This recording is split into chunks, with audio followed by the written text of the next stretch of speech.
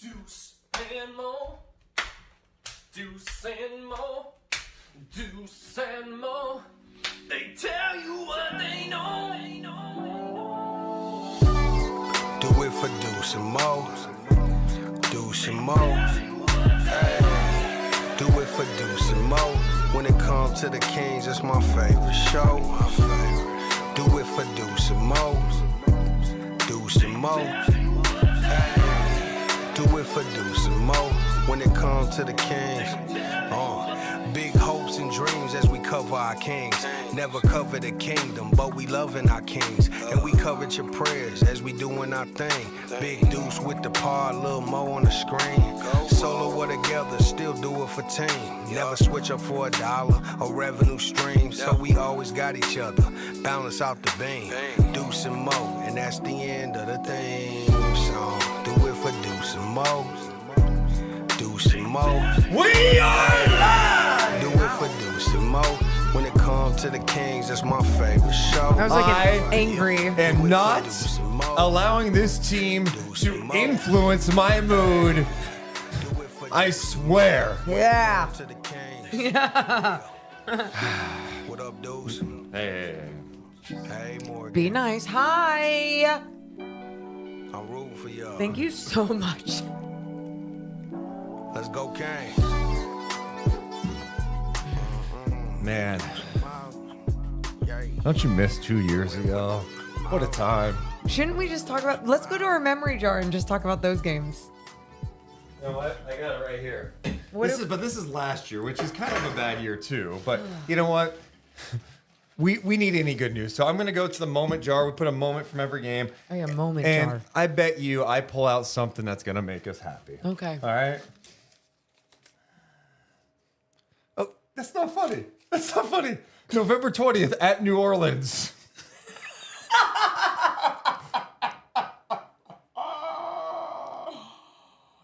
That's the season we're in. Break the fucking jar. Look at this. I have 80 billion moments in here. I dig around. I mix it up. I want to feel better. Oh, what kind of moment can we reflect on? Kings lose in New Orleans. Yeah. They lost them 6 times last year. I don't even know why we thought, like... It's the most miserable time of the year. Can't defend the 3-ball. Or make a 3-pointer. We just suck. It's the most miserable time of the year. Not bad improv, Morgan. I got a little worried, when I first went to you there. Well, I had to remember what you said. Yeah. And no, I forgot. December 1st. Happy holidays, everyone. Happy holidays! We're okay. I'm dreaming. The Kings can defend the 3! So, yeah, I'm not allowing this team to impact my mood. Oh, man. Hey, happy Sunday to all you. December 1st, as we start the march on the Christmas. March on. Yeah. Appreciate you guys being with us. You guys are officially the basketball sickos if you're hanging with us and be here with us after every single game. If you have not done it yet, hit the thumbs up and subscribe. All it does is just help our channel grow. So people around the world can be exposed to our misery together. Yeah, please. So seriously, shout out to Shane, FDF. I don't even know what these people are saying yet. I'm just reading names because I'm I could spiral fast here. What's up, Campeo? Daniel. We got Zach up and Cameron in the building. God's love be with you, California. Thank you. JC, 2K, grappling dork. The baby daddy, that dude is in the building. Real Ramirez, Larry Grant. It's a trap. Churro, sack up. L Train 5 and super solid. Brandon S. Donald James, Patrick Garvin. You guys are basketball sickos. Give me a hell yeah! Yeah. What's up, dude? What is that? What are you drinking? Hormone balancing drink. Okay. Yeah. I might need some of that after tonight, right? I need some balance in my life. So I don't have to blow and like get psoriasis and all these other things. And then the Kings add on extra stress. And I'm like, oh, is my heart okay? I'm in my 30s. Is my heart okay? No lumps anywhere, though. We're good. Well, should we just get started? Do you have anything you want to add at the beginning of this? No.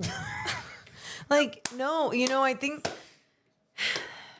we're just in a rough. I mean, there's a lot to break down from this game. Yeah, plenty. Yes. So there is plenty to break down. Let's get into it. Okay, let me get a cough in real fast.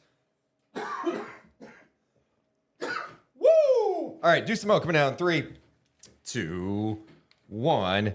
Hit my music. Deuce and Mo. Deuce and Mo. Deuce and Mo. They tell you what they know. Deuce and Mo. Deuce and Mo. Deuce and Mo. The podcast that you know. Hey, welcome into the Deuce and Mo podcast. Carlin tried to ruin that, didn't he? He did. He did ruin it. 3, 2, 1. Carlin stepping on wires. Carlin, you are lucky. You are lucky you're cute. You are lucky you're the one good thing in my life right now. You are so lucky. 3, 2, 1. Deuce and Mo. Deuce and Mo. Deuce and Mo. They tell you what they know. Deuce and Mo. Deuce and Mo. Deuce and Mo. The podcast that you know.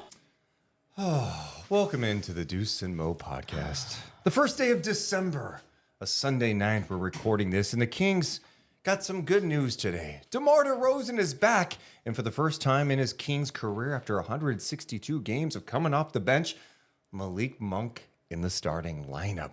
Ooh, could it be an intriguing spark for Sacramento? Oh boy, it was. 42 points in the opening quarter. Sacramento's offense was a poppin' 13 assists, just 1 turnover on 17 makes. They got up by as many as 17 points against Victor and the Spurs. Oh, by the way, they won the points in the paint battle by 24. They won fast break points by 20, plus 11 on second chance points, and plus 22 of points off turnovers. What could go wrong? Well, the Spurs hit a season-high 23 threes, 50% from downtown. After they hit 22 against Sacramento in San Antonio, they capitalized again. 23 made threes, outscoring Sacramento 69-36 from downtown and beating the Kings 127-125. The Kings have lost 6 of 7 games. They are now 9-12 on the season. They are 4-7 on the home floor as they fall to San Antonio. Victor Wembanyama with a triple-double, a monster one at that. 34 points, 14 rebounds, 11 assists, add in 3 blocks, and the Kings are in a world of hurt as the Houston Rockets, the red hot Rockets, come to town on Tuesday. I'm Deuce Mason. That's Morgan Reagan. Wow. Wow, wow, wow. That's a great way to put it. Yeah, I mean, I mentioned all those categories. You score 125 points at home. You win all these categories, but the one you don't win is the fact that you only knocked down 12 threes, 12 of 32. Not a bad percentage, but they knocked down 23 of 46. It's a theme. I mean, it's a theme that we've already talked about 100 billion times, and it's like if we're talking about it, they're obviously talking about it, and they're also implementing things to make certain adjustments, you would think, whether it's at practice or in game, because all these matchups have been tough when it comes to the 3-point defense. But against the Spurs, you saw what they did the first time, and then what they do this time. Oh, and the Spurs have only made 20-plus threes twice this season. 2 games. Yeah, can you guess which 2 games? I'm going to guess, okay, hold on. If you get this, you win $1 million. I'm going to say the first one, Sacramento. Woo! Okay. If you get the second one, you win $1 million. Sacramento. Woo!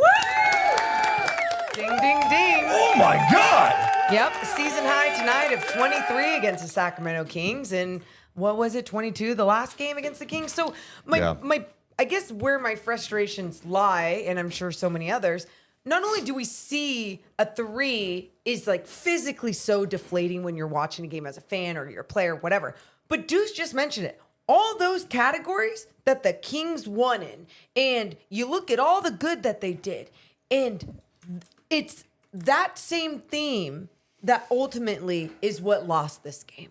And that is so deflating, disappointing, and I want to cry. And that's what's frustrating because there was some good in this game. But ultimately, the end result's a loss. And you had such a fun first quarter. I was really encouraged by what I saw offensively. The ball was popping. The shots were falling, but the Kings were getting great looks. And it just seemed like the extra pass was being made. They're playing quick offense. It does help when you hit 71% of your shots in the first quarter, but it just looked great, right? It wasn't like, oh, this is kind of fluky. They made 9 of 10 in the paint in that first quarter. And then the second quarter came, and it was ugly. The Kings could not get anything to drop. I mentioned the 9 of 10 points in the paint in that first quarter, okay? Mm-hmm. They were 6 of 15 in the paint in the second quarter. You go from 90% to 6 of 15 in the paint. It's not like, oh, hey, man, Victor was just cleaning it up down there. That was tough. We're talking about a sequence where they had 4 opportunities at the rim and missed on like second chance, third chance, and nothing could drop. And that was like staggering for sure. But like the offense, can we really bitch about the offense today? Like that you score 125 points, all right? The main problem, and it has been the problem, is the 3-point disparity. And the Spurs just getting fantastic looks from 3. I understand Victor is just one of those players, a unicorn that is really tough to guard. Sure. But late in this game, Morgan, close game, Kings getting the penalty in the fourth quarter early. We're talking like the 9:05 mark. They get in the penalty. And we're talking about cheapy fouls, some bad fouls in this game. Like just undisciplined basketball. And the Spurs went, you know what we're going to do? We're going to spam one thing. We're going to go pick and roll with Wemby. You're going to switch and put a small guy on him, whether that's Keon Ellis, Malik Monk, De'Aaron Fox. And then we're just going to go to work and see what happens. And it happened time and time again, leading to good looks for the San Antonio Spurs. Morgan, make it make sense. Why on earth did they just concede the switch in those situations so easily? I would honestly like to hear from the coaching staff and understand the why, because it didn't make sense. And where it doesn't make sense, when you see it break for so long in a game and you don't decide to make adjustments, like the Spurs made adjustments, but you don't adjust back, then you're going to find yourself in this problem. And what I didn't understand is the moments when I felt like they could have fought through. I understand Chris Paul is a veteran point guard wizard that can get Wemby on the slip, lob threat, all the things. But this is what I'm seeing. This Spurs team is making threes even when you're running out trying to contest some, or you're paying attention to Victor Wembanyama. So why didn't the Kings throw even like a hard double, or even just like a show your jersey, dig, hedge, whatever? Get a better matchup. Scramble. Like, yeah, that's what I'm saying is like anything. There's a couple of times where you had players like, okay, they were in no man's land, where they're kind of in between, sagging off the guy off the perimeter.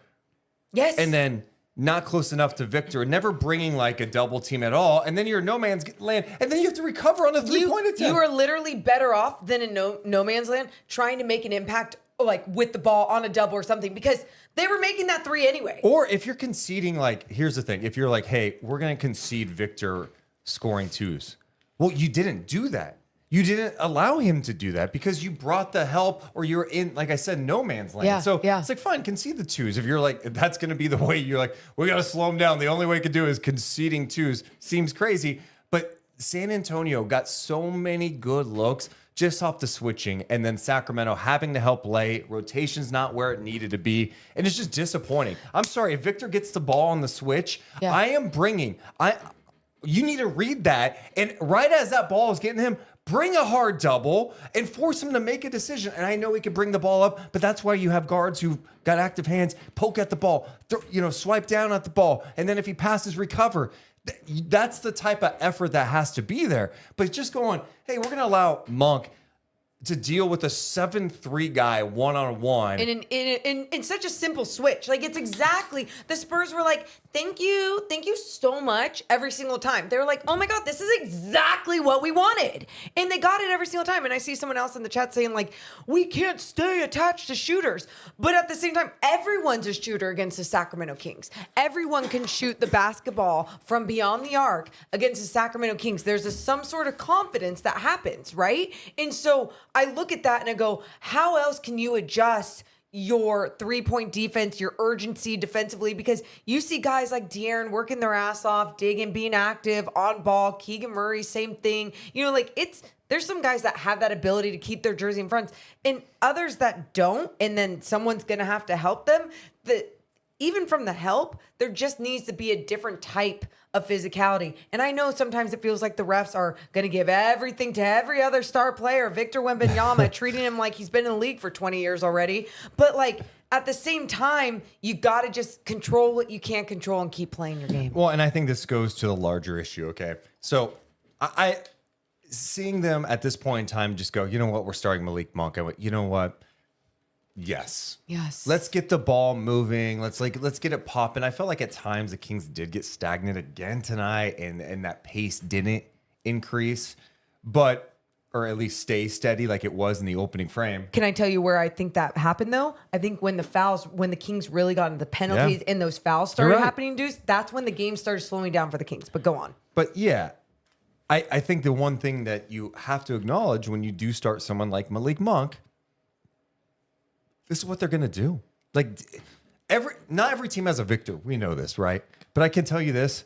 It seems like every other team has size at the wing spot and has legit size and athleticism everywhere. So what's going to happen late games, or if you somehow turned your season around and made the playoffs, like, they're going to hunt these type of mismatches because you do not have size at the positions you need to have size at.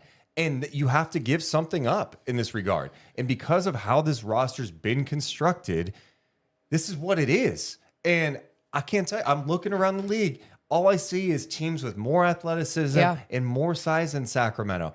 So, like, you could even talk about having perfect contests.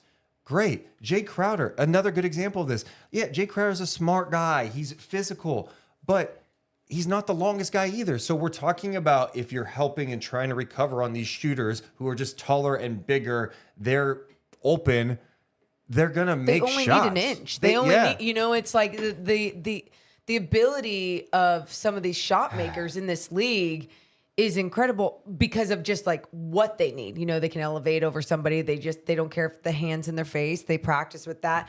But sometimes what it feels like, and I think what you're saying as well, is that the Kings, because of their length and size, it's not because of their speed, but because of their length and size, it's 2 inches off of what, of what a shooter would actually, it could help,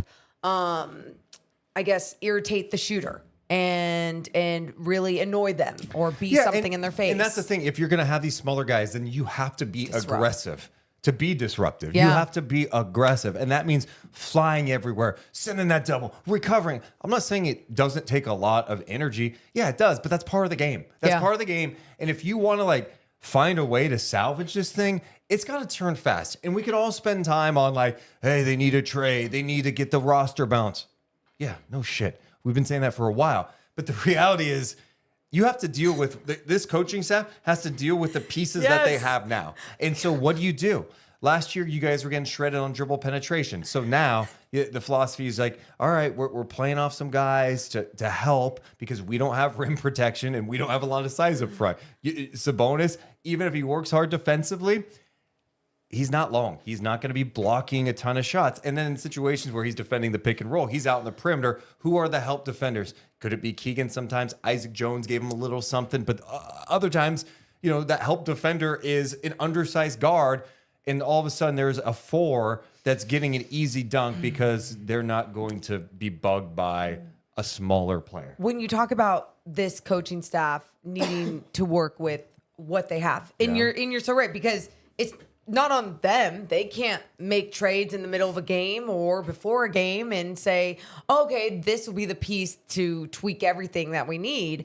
But that's why when they went into desperate mode and started Malik Monk for the first time since being in Sacramento tonight, I was like, hell yeah, I was all for it. And even Mike and Kyle were kind of making fun of me, like, oh, come on, like, where are you going to get the scoring off the bench? I'm like, no. Yeah, you stagger the guys, lineups. And they're like, well, exactly. That was my point. Like, and I was like, what do you guys are acting like you want them to make a trade before this game? Like, it's not going to happen. That's irrational thinking. So you got to have some sort of jolt, some sort of spike. And that to me is what led the Kings to play such great basketball in the beginning.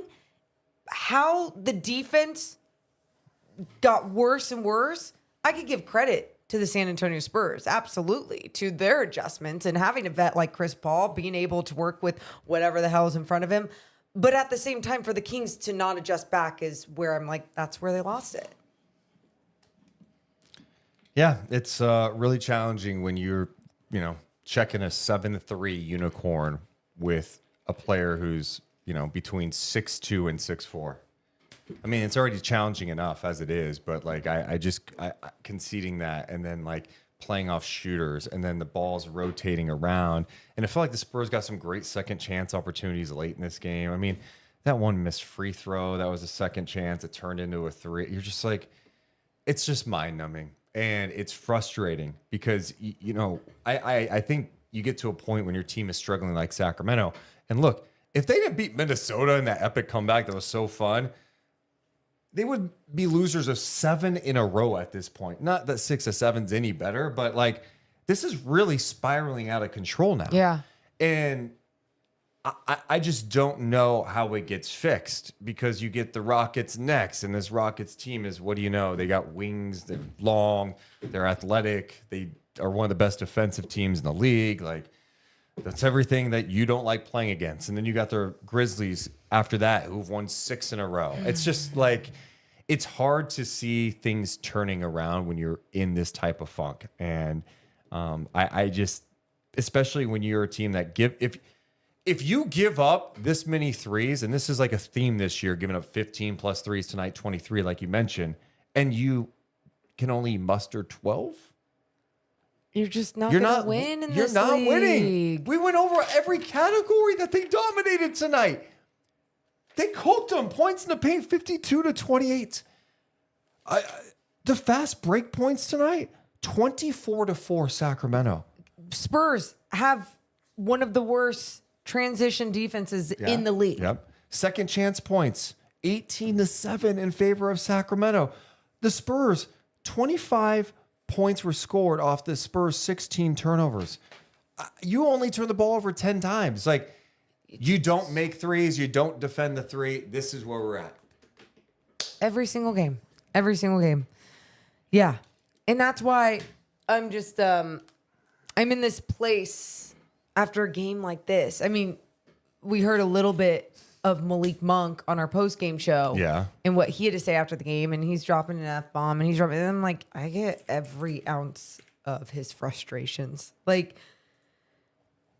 when you're a team, and I think this team cares a lot about playing good basketball and about playing good basketball together,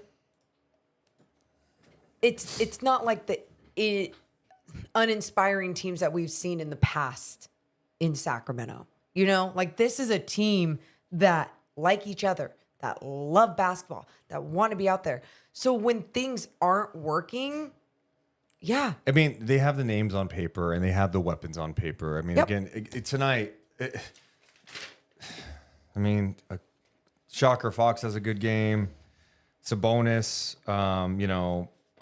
DeRozan has 28 in his return, 8 assists, 5 rebounds. Sabonis, 25, 13, and 6, only 2 turnovers. Monk, 19 points, 7 rebounds, 6 assists.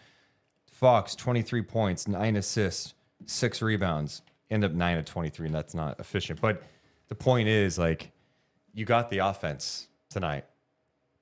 The other team crushed you with threes. Here's what Malik Monk had to say about the Kings 3-point defense. It seems like every team just shoots lights out against you. And I know there's an element of feeling unlucky to that, but when every team's doing it, it's probably a problem with you guys as well. When you're looking at the shots that teams are hitting against you, is it bad defense, you think, or is it just unlucky? We can't be unlucky when they fucking wide open.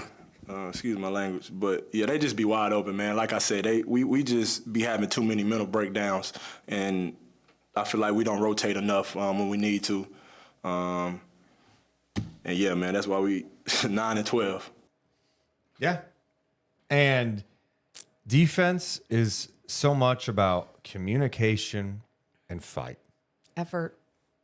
Yep, And- that fight. Yes. And, if you're not making that extra, if you're not, when you're throwing a double team at someone, or if you're in a pick and roll situation, you got to hedge. You go, that's a hard hedge, and you got to recover. It can't be, we're hedging. We're kind of recovering. Because what's that do? You're just, okay, the hedge coming out to double on the ball handler. Great. If you're soft with that, and you're late to recover, it did nothing but allow the guard to get the ball to a 7-3 guy easier, or to find someone in the corner easier. Because there's the Kings aren't always playing, a 7-3 guy. Sure. That is out there and has the skill set of Victor Wembanyama, obviously. But you're exactly right. There is always someone that is collapsing the defense, that the defense has to pay so much attention to, that the guy in the corner is getting a shot. The guy at the wing is getting his shot. The guy is taking a deep 3 over there and is feeling confident because he's like, shit, we can all shoot against the Sacramento Kings. And you can take away some of that confidence. Even if you don't have the best defense, you can take away some of that confidence with, like Deuce is saying, talking it up, being physical with guys. Sure, let them flop, let them do the shit that they need to do, but you gotta remember, control what you can control, keep remaining physical while trying to be disciplined, playing with your chest. Do you want to hear from Domantas Sabonis after this one? I'm curious what he has to say. Yeah. We just let the game go again. I feel like we had control, and it keeps happening. We might play a quarter or two good, and then we kind of start not our game plan. We kind of stop doing it fully, and then it kind of catches on, and it gets the team going. What did you see from the perimeter tonight? Obviously, the 23 threes. Yeah, I just saw that they were 50% from 3. So obviously that's tough when we're not making as many threes either. Delmas, what did you see on that last play when Mignano on the free throw attempt came over your back? I didn't even realize. I was just trying. I saw, you know what he saw? He got in a headlock by Wembenyama, and the officials didn't call it. Not why they lost, but he was in a headlock. Do my job there, yeah. Yeah. Go ahead. With some of that perimeter defense stuff, how much of it do you feel like had to do with pick and roll and communication there? Yeah, it was communication. Our plan was to switch 1 through 5, and we did a great job in the first quarter, and then we kind of went away from it as the game went on. You couldn't Malik in that starting group tonight. How do you feel like he made an impact there? It was great. That first quarter was a lot of fun. Everyone saw the ball was moving, guys were getting involved, so I think it was great for us. You obviously, it's like any other game. You kind of take a beating, hit in the face, your arm. How are you feeling physically after that one? Good. It's a bit sore, but it's fine. Usually. And then just when you saw things that Mike had called out, hustle plays in Portland, you feel like you guys cleaned some of that up tonight? Yeah, I felt like today overall was better. Just our game plan, like I said, we kind of went away from it, which led them to get hot, and then it's hard to stop a team when they're rolling. And then with Isaac obviously providing a spark, how people don't know just how rare is that from a guy? It's awesome. He stays ready, he comes in, shoots every night, and he's a guy who, if you give him minutes, can do really big things. Do you guys get the feeling that sometimes that these teams, when they come in, they got the scouting report on y'all when they come to shooting threes? Because the Spurs, I think they were shooting 35% in three-point territory before they came to this game. Tonight they shot 50. Yeah. Yeah, I mean, I don't know. If we had the answer, I wish I had it. So we can drop that number. But yeah, in the second half, I feel like they made more. First half, they missed, and then that was our fault. Our defensive assignments weren't as tight as they were, and the ball kept spraying. How difficult is it to defend Wembenyama, and just what do you see from him as he gets better and grows in the league? Very talented. He's shooting the ball better and better, and that's what makes it tough. What did you think of the late game execution down the stretch? I think we did good, but at that time, we're trying to give everything we have, and it didn't go our way. So there's Domantas Sabonis after that one. The game plan. The game plan got away from them, and that was obviously mostly defensively. And I'm not even talking about on all the threes. I'm mostly just talking about the switching. What? I just I'm looking at all right. So they started the fourth quarter. By the way, they were 97-92 going into the fourth quarter, right? So they're up 5. They start with Fox, Colby, Jay Crowder, Keegan Murray, and Isaac Jones. By the time they make substitutions, it's a 2-point game. It's Monk, Ellis, DeMar, Isaac, Sabonis. They go back to the starters of Fox, Monk, DeMar, Keegan, Sabonis, and they're down 4 with 7:11 to go. Yeah, I mean, maybe we shouldn't be surprised that there are defensive breakdowns when you're playing Colby, who hasn't really played this year, Jay Crowder, who's new, and Isaac Jones, who's still getting used to things. And then they got into the penalty early. I mean, I said, but that's the type of thing that's just so frustrating. And you say that and see that there, but this has also been a theme that's happened in so many other games. Even when bodies were more healthy, even though health has been an issue with trying to find that continuity, and it's not an excuse. It's just an analysis looking at it and everything that's going on. So I just don't get how okay. And this is another theme of this year. When things get away from them, it just completely gets away. And that's why I said after last game on post game and on the podcast, I'm like, well, it's just not a good team. Because good teams, they don't let that happen. Here's what bad teams do. They hang around for a half. I mean, we all watch NBA on a regular basis. You see bad teams with leads going into a fourth quarter. It comes down to what is going to happen down the stretch. Are you executing? Tonight, we're talking about executing a defensive game plan that obviously there was breakdowns galore. Well, why is that happening when you have veterans on your team? When you have guys, it's not chock full of young players. We're not talking about, the Kings have 3 rookies late in the game, a young team trying to figure it out. It's like you've got guys who have either played together for a long time or players who've been in the league for a long time. Get it together faster. Hey, 3 possessions in a row. Why are we giving up the switch easy? Or why are we sagging off this shooter? Why are we not hedging harder on this? Is this stuff not brought up? And if it's not changing, these guys got to wake up. Well, and even last year, it felt like the fundamentals of a closeout was being actually taught at practice. And I just think about some of these fundamentals being taught, and I'm fine with that. I think there's some players in college that don't, or even in AAU growing up, they don't learn certain things. You have someone in Mike Brown who has these standards where obviously you saw that first year where it was almost don't screw up, better shoot the ball instead of hesitate or you're going to sit out. Just these high standards that people were meeting.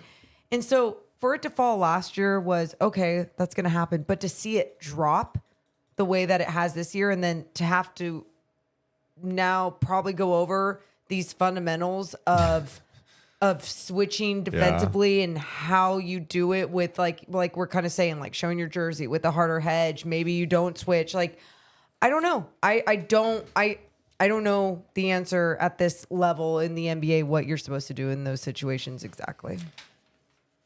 Well, you got to clean up fast. And this is what it is. I think from a good perspective, as you're trying to figure, I know it's crazy to even say this, is okay, he said tonight after the game, Mike Brown said tonight after the game, Malik Monk is starting going forward. Okay. I think that gives the Kings a better chance offensively to get off to better starts and keep the ball moving and attacking and getting in the paint. guys ultimately still have to knock down shots. They knocked down 12 of 32 from downtown in this game. Still, you'd like those attempts to be higher. So I think that's a good thing. I think they have found something with Isaac Jones here where you're like, okay, this guy just needs to play. Like, He'll run the floor. That stretch, was that in the second quarter or the third quarter? Third quarter, he had that awesome putback jam where he flew out of nowhere when DeMar DeRozan had that shot that was missed, and he flies in. Then the next play down, I think it was on the break, DeMar with a beautiful pass. He's running the floor hard, dunking the ball. He gives them something that they just lack. And I think it's so eye-popping to most of us because it's like, oh my God, someone who's 6'8" with a 7'3" wingspan who's athletic and long? Oh my God. Like, you just don't have that on the roster. And it's all around the NBA. Yeah. So I think they found something with him that you go, this guy could be helpful. Tonight, he ends up with 12 points, 4 rebounds, a couple of offensive rebounds, 5 of 7 shooting, and he played almost 20 minutes. Yeah. So I'm encouraged by him. Same. But it's also like, dude, he's on a 2-way contract and he's a rookie. It's going to be up and down. He's going to have issues, where he's in the wrong spot or he's going to foul. He's learning player tendencies. Which you're seeing even on that. He had 5 fouls So it's tonight. like counting on it is like, okay, that's tough. Yep. But I liked his aggressiveness. And he's the type of player that can spark you with just his energy and life. I thought Keon had a rough night tonight, with the fouls. I mean, the end of the third. The end of the third's just a killer. I mean, it was turnover, bad foul out of frustration. and then turnover. It was. I mean, it was like one of the worst things that could have happened. And that's, you got to stay locked in, okay? The turnover, fine, but you can't foul right then. And then with 0.9 left on the game clock, they God. put Victor in. And Got then a great look, he by the way. Almost made it. Deep ass 3. Yeah. And I'm just like, guys, what do we? And didn't someone else made a 3 before the half? I think it was like from the half court line. It was line. Trey Jones, right? Was that the end of the? Anyway, my point is, even those moments are just so Morgan, killer. how many times have we said this year? Like at the end of quarter, there's always like a big 3, like and you're like, oh, it's all right. But it's like, well, guess what? You lost by 2 today. So if you're locked in at the end of a quarter, don't allow a team to get a good look. You never know. And everything matters in a game. Like we a lot of times we hyper focus on like a missed call late or a turnover late. It's like, no, like let's go back to the end of the third when you were up 7 or it was 97-92 going into the fourth. With a chance for more, and then you turn the ball over and then you foul, and it was almost a disaster. And then like some of the bad fouls, early in the fourth, and maybe the Spurs got the benefit a couple of times on some calls, but like you get in the penalty early. And no, it wasn't that the Spurs marched the free throw line from the 9-minute mark on. I think they ended up being 4 of 7 the rest of the game, but it completely alters your defense. And also, by the way, Sabonis is out there playing with 5 fouls. So like, even if you want to be aggressive, you're trying to like not be aggressive because you don't want to foul out. Sabonis did foul out. And then they challenged it. It was overturned. So he stayed in the game. But, it's going to impact the way you defend because you don't want to put them at the line. In some respect, you're like, God, go shoot free throws. At least you're not making threes. Just frustrating. It's frustrating, and it's... Yeah, and I guess on the other good front, like it was nice to see the offense finally get some scoring going because if you look at lately... They scored 106 against Portland, 115 against Minnesota, 109, 103, 88, 108. I mean, this is the most points they've scored in a game since the overtime loss to Minnesota. Shots were falling, but on top of that, they were playing with pace. They were playing fast, even with DeMar out there. And then when I think there was like a time when Mike was making rotations and DeMar was out there even with Malik, and DeMar's looking for his. And I loved it because it never felt like anyone was doing something that they shouldn't have been doing for the most part, right? I know I saw like a couple threes from De'Aaron there at the end. I was like, oh, is it legs? Is it whatever? But at the same time, I was enjoying it. Keegan Murray, I know he only had 8 points, but like there's besides that dunk on Victor Wembanyama that He I got the loved. step on him. But Yeah. but he got the ball the next play down, the next possession down, and he's like, he's done this a few times this year where he's like fumbling it with his ball handling and just like not being as quick and decisive and strong with what he wants to do in the paint. And I'm just like, bro, you just dunked on Victor effing Wembanyama. But two other shots I really liked of his that I want to see more of is when he goes up for that floater. When he just like recognizes like the defense is going to come up and it's like he doesn't feel like he needs to go into anybody. He's just like, okay, I'm just going to get a nice little floater, the finesse on a shot, boom. He had one over Victor too, that floater. And then he had a really nice baseline attack with a good finish. I'm like, yes, Keegan. Like, again, it's just the things Yes. that we saw well with this offense tonight. It's so encouraging. But that's only part of a basketball game. yeah, he had 32 assists tonight. Yeah. 32 assists and 10 turnovers should be you win a game on your home floor, but you lose because of the 3-point shot. And so that's where it's at right now. And now you got to figure it out fast. Okay. Like nothing's cursed. There's no curses or anything. Like as much as I wish there was, you can play good basketball. Like you can, even with the roster that you have. It's not the there's good individuals.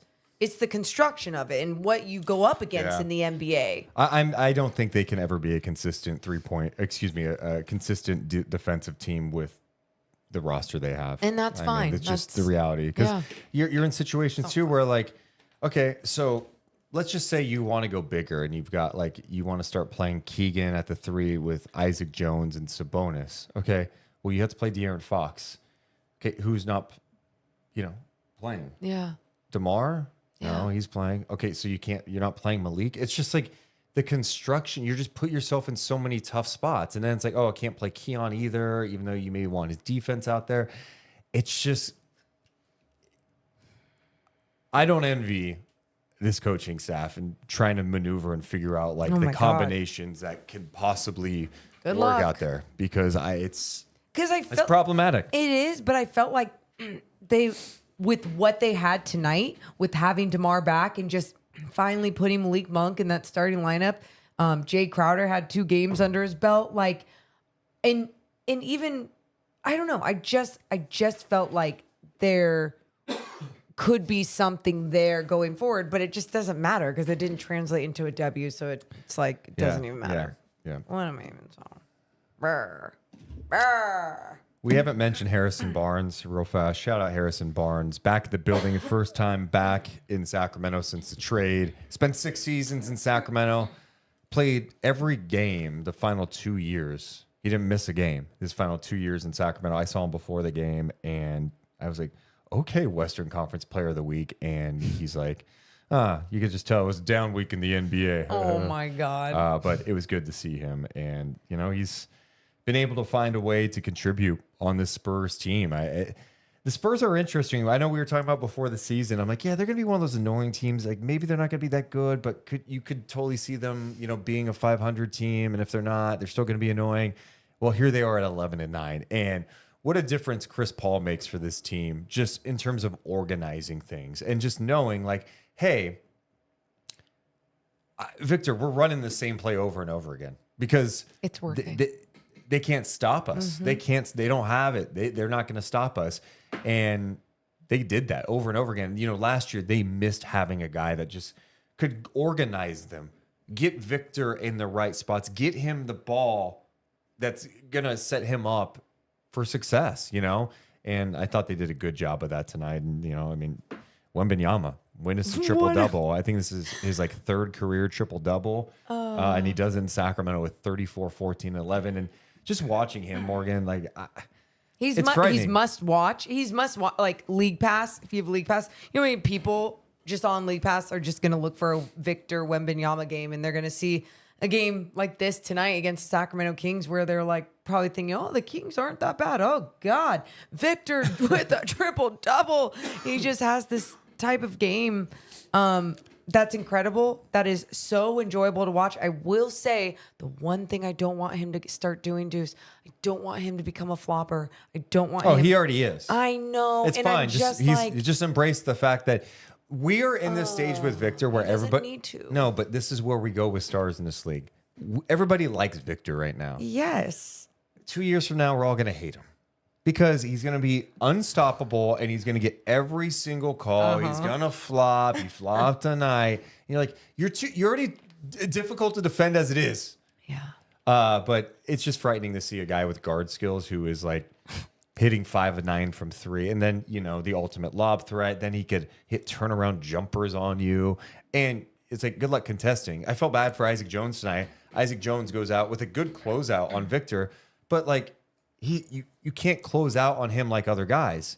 Normally, you're Isaac Jones and you're closing out, your hand is like by the ball, right? But with Victor, he hits like his elbow, and you're like, yeah, I mean, I don't know how you close out on somebody like that. You're not going to deter the shot. It was the same thing when Domas Sabonis took an elbow from Victor at the top of the key. Yeah. Because, like, it's just not, you're not going to see that happen much when that swing through unless it's down low. Guys are battling. Like, that's what you see in bigs. But he just ripping the ball forward, and his elbow just goes directly, of course, into Domas's face. At one point, Isaac Jones is going for a rebound, and he's like reaching up, like battling Wembenyama, and he grabbed his arm. I don't think he was grabbing it intentionally to pull it out. I think he was trying to go for the ball. Yeah. And it's like, this guy, Isaac Jones has a 7'3" wingspan, but Victor is just a certified freak. Yep, he is. And just, I mean, it's not fun when the team you cover or root for is playing him. But at the same time, I guess enjoy witnessing the greatness as it is, especially where it is. I'm not. I'm over that. I'm sick of enjoying the greatness of other players who are from outside Sacramento coming to town. And like, I have been in the building when LeBron dropped 50 on Sacramento. I've been in the building when Dame dropped 50 in Sacramento. Very cool. I just like, no, it's, you might want to, like, if I take a step back, maybe as I reflect on my career when like I'm like 87 years old and I'm 30s. talking to some students like, hey, you remember LeBron? I saw him play.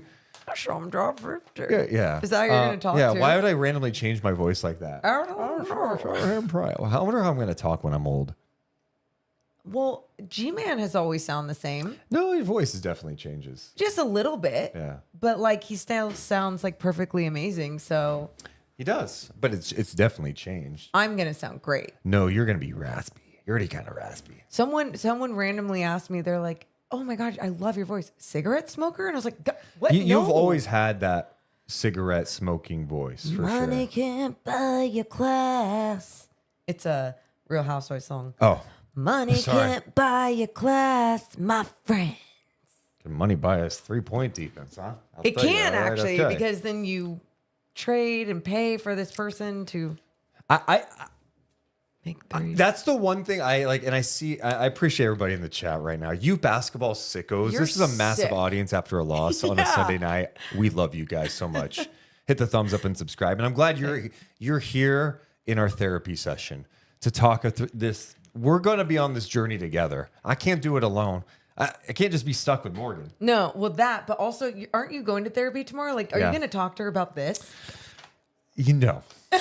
Well, honestly, I have talked about things like I do in all seriousness. No, I've said this before, but I do. And I kind of believe joked about it at the beginning of it tonight. Like, I'm in this. Yeah. Okay.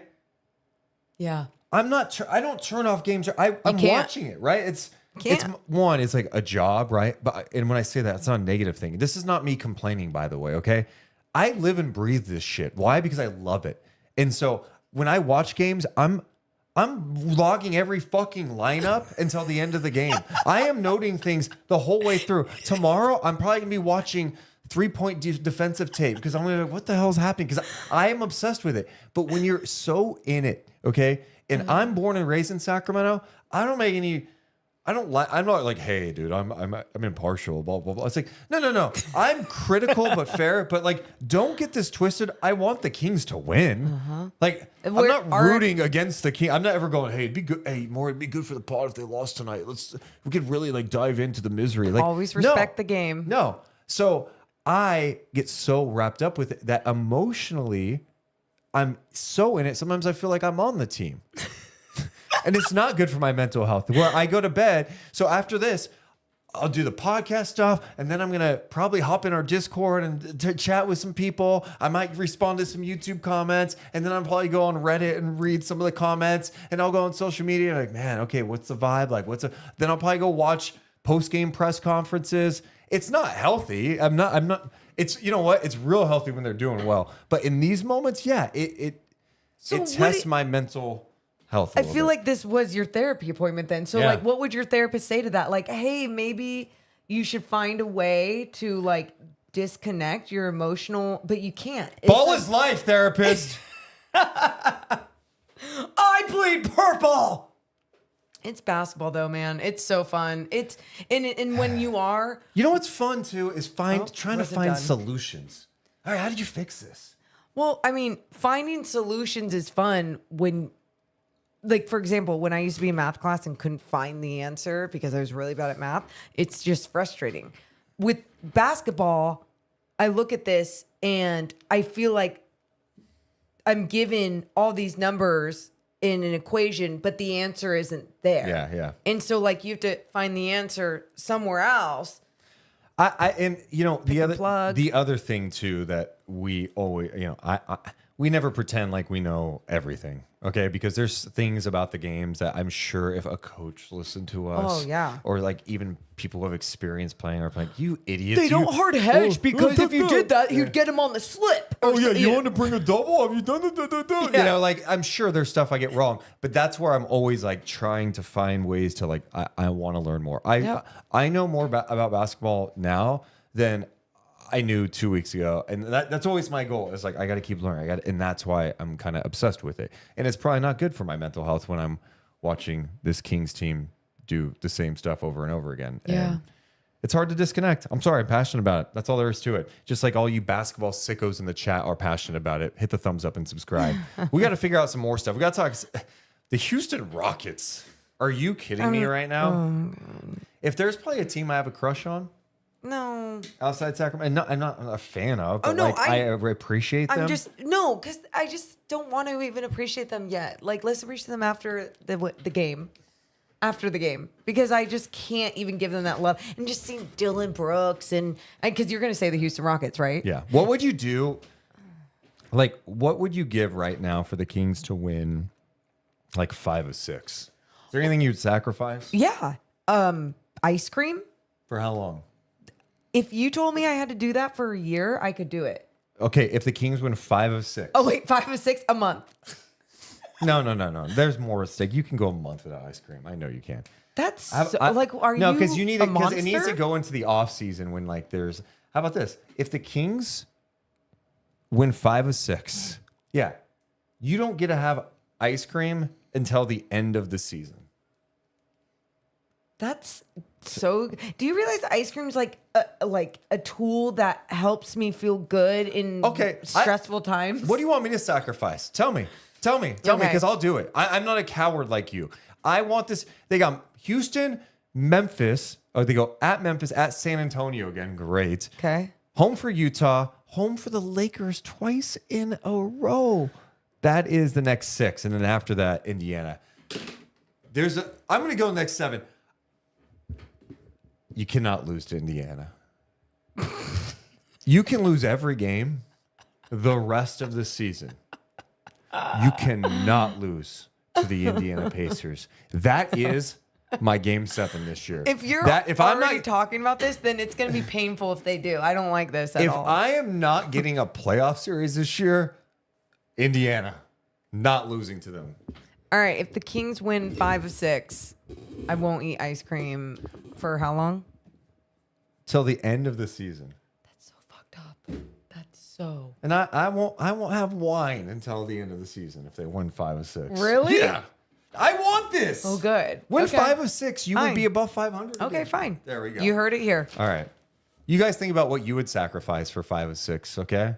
You won't. Let's think about that. Yeah. Also, we should mention that tonight's podcast is presented by our friends over at Mother Restaurant in Sacramento. Morgan Reagan. Thank God for Mother, because they are a place that will make you feel so good. I know so many listeners went to Mother all throughout November. There was a few that got some Thanksgiving orders as well. So if you haven't experienced Mother yet, you can experience before a Kings game. You can experience just any day of the week. Make sure to check them out. It's Michelin Bib rated food, Sacramento Kings fan, local.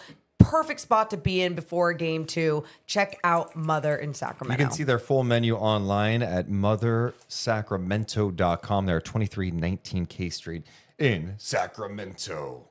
Also presented tonight by our friends of our Golden One credit union. We're still one. We're still one with Golden One. Yeah, scan that QR code because you can get some great financial information, or you can go to their website, golden1.com.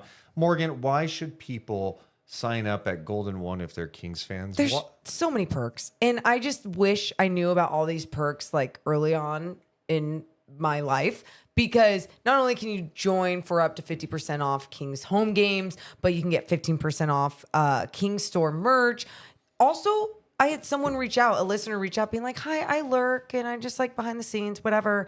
But I became a Golden One credit union member. And the year that the Kings did make the playoffs, she had won playoff tickets and had the best experience of her life.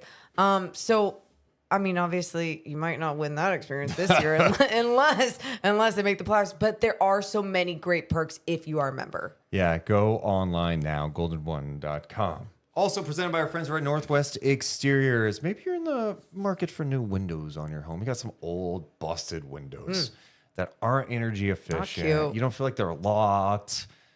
It's You just don't not feel cool. like they're locked. I know. They're like, if they're rattling in the get wind, that. oh my God. Or getting new windows is a game changer. Saves you money on your energy bills. Makes Yep. your house look so gorgeous. And it's really easy to do. If you go to the Northwest Exterior showroom and get try out windows for yourself, it's a game changer. Hell yes, it is. Love Northwest Exteriors, everything that they have, HVAC systems, all of the above. So check out their website, northwestexteriors.com, because Morgan Reagan, they are simply the best. Trust Northwest. All right, Morgan. Simply the best player of the game tonight is Victor Wembanyama with a triple-double. Victor Wembanyama triple-double. Yes. 34 points, 14 rebounds, 11 assists on 11 of 17 shooting overall. He's 5 of 9 from downtown. He was also 7 of 9 at the free throw line. He did have 5 turnovers in this game, but had 3 blocks as well. Victor Wembanyama, are simply the best player of the game, presented by Northwest Exteriors. Good for him. So, yeah, what was probably the most impressive thing about him tonight in your mind? Most impressive? I just think every single time I see him with a quick three, I'm just like, wait, what? Like, how does your body even work like that? And I just think the gather, the shot, where he shoots from on the floor, but also where he shoots from with his release, the mechanics. Yep. It's just so impressive when you see a 7'3" guy out there doing that. I did forget to mention one stat of his because he the triple-double, 34, 14, 11 in those 3 blocks. Also, 1 headlock in the game tonight, too. The one he had Sabonis. Yeah, but he's allowed to do that. I don't know if you saw that in this category. It says 1 headlock per game for star player. Yes, so it makes sense. Damn. Spurs, talk about some great production off their bench tonight. Keldon Johnson, 17 points on 6 of 10 shooting. Who could forget Devin Vassell? 21 points, 8 of 12 shooting, 5 of 8 from downtown. Chris Paul was 3 of 7 from distance. He had a double-double tonight. And then Julian Champagnie, Kings killer. 19 points, 8 rebounds, a couple of offense rebounds. He was 4 of 9 from downtown. So, yeah, just an absolute destruction from three-point land by the San Antonio Spurs for a second game in a row against Sacramento. And now the Kings trying to figure out, all right, what the hell do we do? So after last game against Portland, Mike Brown ripped his team to the media. I'm sure it was even worse in the locker room. I feel like they responded in some ways tonight, but not ultimately in the way that mattered most. And now you welcome in a Houston Rockets team, Morgan, that is one of the most impressive teams in the league right now. They have won 10 of 12 and 3 in a row, and they won tonight, beating Oklahoma City in a tight ball game. They beat them, Morgan, 119 to 116, led in scoring by Fred VanVleet, who had 38 in this game. Sure did. Alperen Şengün continues to show why he's one of the best young bigs in this game. He had 20 points, 14 rebounds, 9 assists. Jabari Smith Jr., 15 points, 14 rebounds, 3 blocks. Dylan Brooks, 16 points, 7 rebounds, 3 assists. So some impressive numbers there. They're also doing pretty well defensively because they have literally length and size everywhere. Tari Eason is having a really outstanding year. Thompson has been amazing in his second year. Right now, they rank defensive rating. I'm going to bring up the latest after tonight. Man, Ime Udoka, this guy. I mean, you saw what he did to the Boston Celtics. He has the Rockets as the second best defensive rating in the league right now. Okay, cool. Yeah, so you have a good defensive team, but you also have a team that has a certain type of spirit about them. Yes. You know, and that's what I think, like the style that they play with, just pure toughness. Like, for anyone that just thinks Dylan Brooks is just a punk, he's a punk, and it's contagious for the rest of the team. I feel like everyone has his back because he has theirs. Tonight, he gets in a jump ball situation with the SGA, and neither guy will let go of it. And they just are like the teams had to like come together and try to rip them apart. SGA is just kind of laughing while Dylan Brooks is just like, I'm going to kill anyone in front of me. Yeah. Those two go back on the Canadian national team as well. Yes. Yeah, I think you nailed it. The identity they have is they are physical, they're long, they're going to mix it up. And you got to be ready for that. Last year, Sacramento got trucked by the Houston Rockets. They're even better this year. And I just think their defensive versatility, their length, their ball pressure takes teams out of their comfort zone. And you have to be absolutely locked in again this game. I mean, even tonight, it was a tight one with Oklahoma City, but they held them to 44% shooting and 33% from downtown. Okay, they took them out of rhythm, and they won this game tonight, despite the fact that they shot 41%. They knocked down 13 of 37 from 3, and they made 30 free throws, 30 of 39 from downtown. They had 26 second chance points in this game. They're relentless, and so this is a tough game. And we talk. I mean, it's obviously danger time for the Kings. We're all aware of this. They're sitting at 9-12, 4-7 at home. I can't get over the 4-7 at home. It's just a theme that we've seen the last 2 years where they're just not good at home, and it's getting worse. And you've got Houston coming to town on Tuesday. That's a challenge. And then after that, you go at Memphis, a Grizzlies team that's won 6 in a row. They have found something with that squad as well. Then you go at San Antonio. I mean, you've seen them now. You know what they're about. Then you get the Lakers twice at home. Then at home for Indiana on the second night of a back-to-back after playing the Lakers. Then you get the Pistons and then at LA. So this schedule becomes absolutely brutal this month. And it's already brutal. I mean, it's brutal no matter who you play at this point.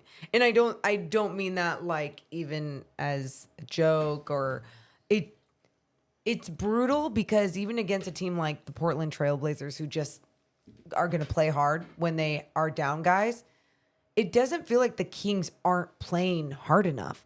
It just feels like their ability. Portland, it didn't feel that way. That I'll give you that. Yeah. Yes. I mean, and not playing hard enough, being mentally focused as well with all the turnovers that they had. But on a night like tonight, it's like not being able to close out a game. We keep talking about themes. Like that seems to be another thing. And bad teams don't close out games. And I just didn't think that we'd be talking about this team not being a good enough team, especially with the personalities, the type of talent that they do have on this roster, so you just hope that they figure out a way. That's where we're at.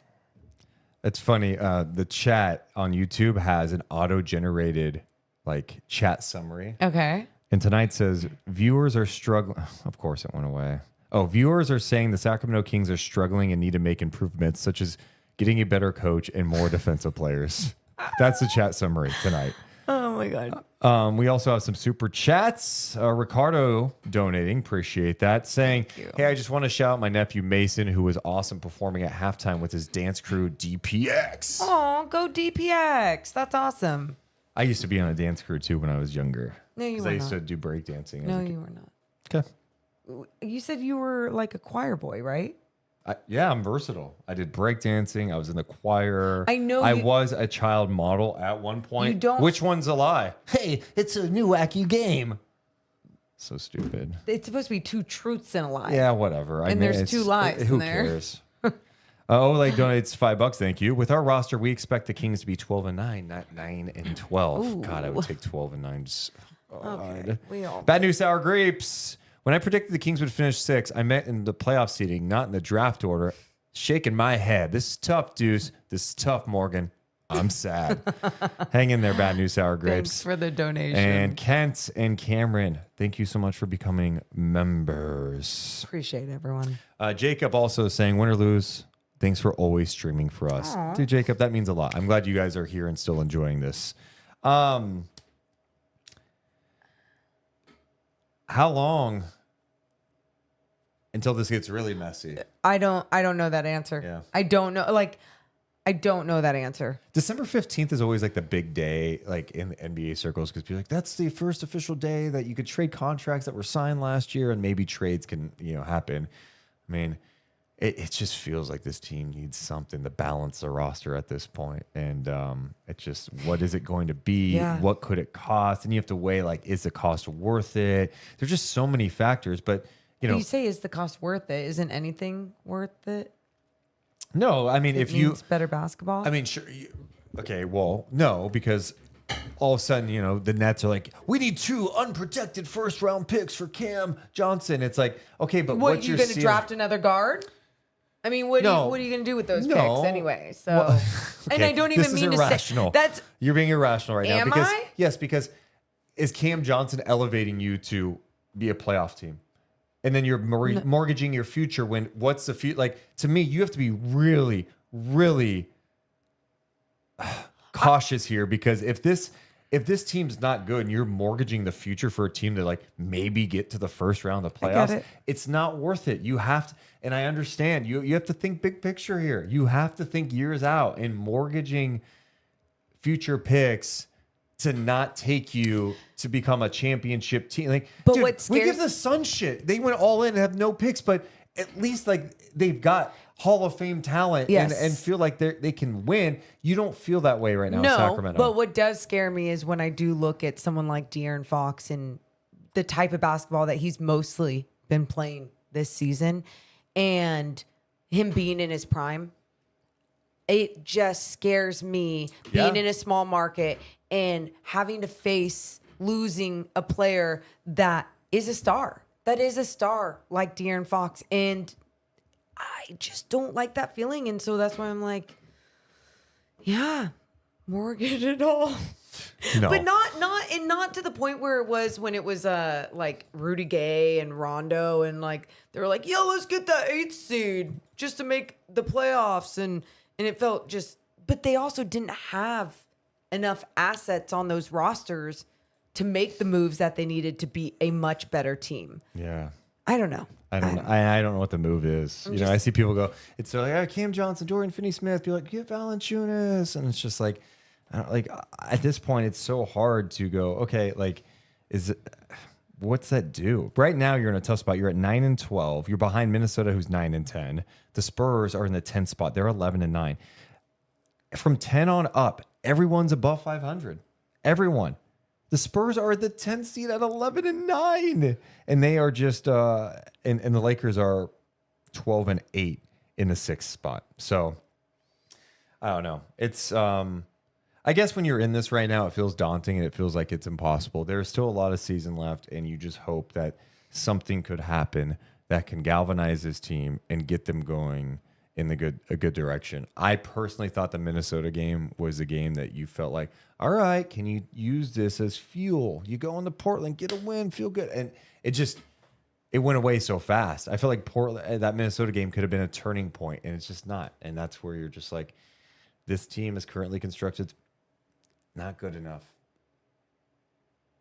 Can we end on something good? Is there anything good that you want to end on in life? So, what's the best thing that happened to you today? Anything good happened to me today? I got to see my parents, and I love them, and they make me so happy. That's cool. Like, what is it like having parents? Yeah, like when you have people that you can what's it like having parents? I am so sorry. I feel so bad for people that don't get to experience. I do have parents. No, good parents. I feel bad for people that don't get to experience your parents are just good. They're not great though. They're They're perfect. Okay. They've always have pushed me, told me they're proud of me. Yeah. T.R. Reagan has a new book coming out that in January, and there's already listeners that are already getting it on Amazon Finds or whatever. It's like pre-ordered or whatever. So check her out, T.R. Reagan on Amazon.com. If you guys have any last minute questions in the chat, we'll get to them as well. I want to get to a couple of comments, but if you have any last minute questions, let us know. Fire away. Let's see. Jamar says the Kings need to inquire about Ingram again. Yeah, Brandon Ingram switched agencies. He's been out with the Pelicans, and I don't know, is he hurt or is it like he's kind of dinged up and it's like, I don't want to play on a team that's 4-16. New Orleans. What the hell's New Orleans gonna do? Zion's banged up. Brandon Ingram just switched to clutch, so he's being represented by Rich Paul. And I know he's been a name tied to Sacramento before, but in my head, I'm like, well, what's the move there? One, he wants a long-term contract. Are you giving Brandon Ingram a long-term contract? And where would he fit with this team? Like, what are you giving up to get Brandon Ingram to make it work? And what would that look like? I imagine you still had Fox, DeRozan, and Brandon Ingram, Sabonis. That seems very, very clunky to me, and a lot of mouths to feed. I mean, sure. Yeah. I don't know. I mean, yes, but at the same time, just having a whole bunch of good players is better than not. That's what Morgan is. So I see so many people being like, you can't mortgage the future, Morgan, for just some fringe players. Can't. I understand. You guys, I'm usually too rational for everyone out there. Why can't I have a night where I'm just like, do what you gotta do, don't give a shit? You know what I mean? I just am in that mood where I see people take risks, and I feel like in Sacramento it's too difficult to take risks because we're triggered and traumatized by so many losing seasons that a risk could screw everything up, especially when you do have something there. I don't know the answer, but I think we all know that the answer isn't just staying put out whatever's happening right now. JC says, Juice, say something nice about your parents for once. Oh. Here, my mom kept me alive. Oh, that's good. She kept me alive. Put a roof or huge win. Sometimes I literally cannot say anything good about my dad. Yeah, no. Literally. Let's see. Looking at Mad Deuce and Mo makes my day. You guys are unbelievable. What a dick. Someone was asking about Isaac Jones, or said something nice about Isaac Jones. Yeah, Isaac has been. I've been really impressed with him. It's one thing I've been riding on early, huh? You love saying that. I like it. The other thing, I'm not right all the time, obviously, about 97% of the time. But what are you gonna say, dude? Years ago, before the Kings signed Jaeger, I was like, they should bring in someone like Ime Udoka.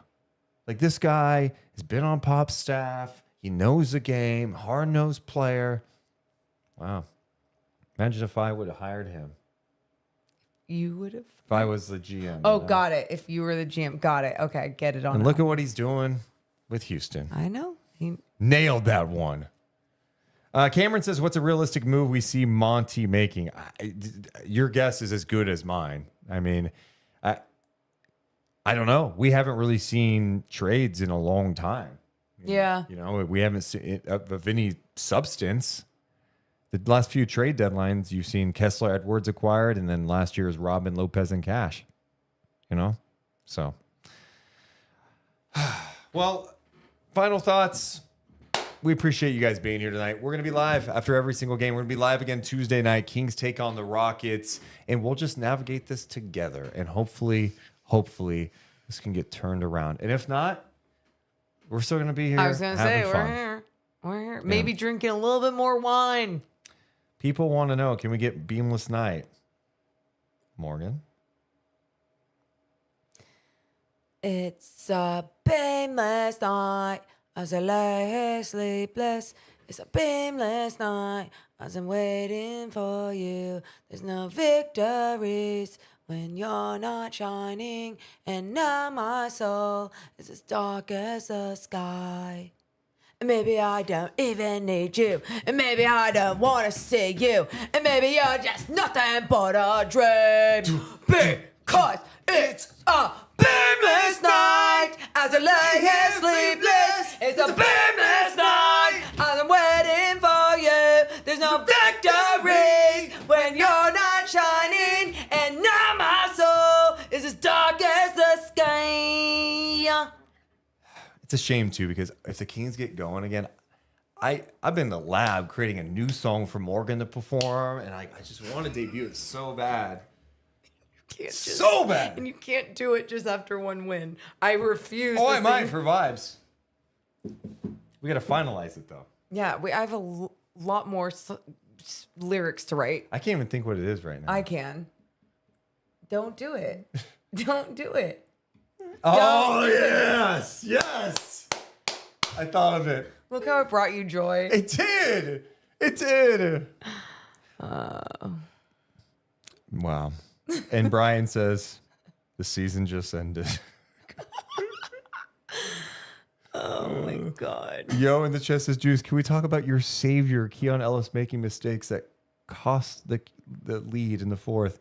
I'm going to just address this because I've seen you in the comments before. I don't know when I've ever called Keon Ellis the savior. I'm sorry that I complimented a guy who did some great things last year and this year even defensively. And he's a young player who made mistakes tonight. I mean, I don't know what to tell you. He fouled too much and he's got to be better than that. But Keon Ellis is a really good young player. And yeah, my heart, I appreciate good stories. And a guy who went the JUCO route to Alabama to undrafted to a two-way contract, grinding in the G League and getting a guaranteed contract in the NBA, I am going to like that. I think he's a really good defensive player and a winning player that you would want on your team going forward. Oh, yeah. I'm a sucker for good stories. I'm a sucker for Isaac Jones' story. Working out of high school, doing a 9-to-5 job at a warehouse, then going to a JUCO for, 3 years?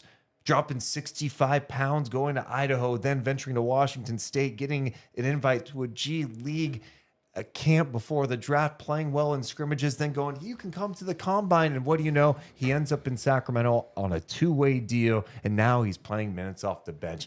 I'm a sucker for those stories. I love guys who put the work in. We should celebrate them more. So, yeah, if I sound like I'm worshiping, maybe I'm worshiping the story. Okay. Love you guys so much.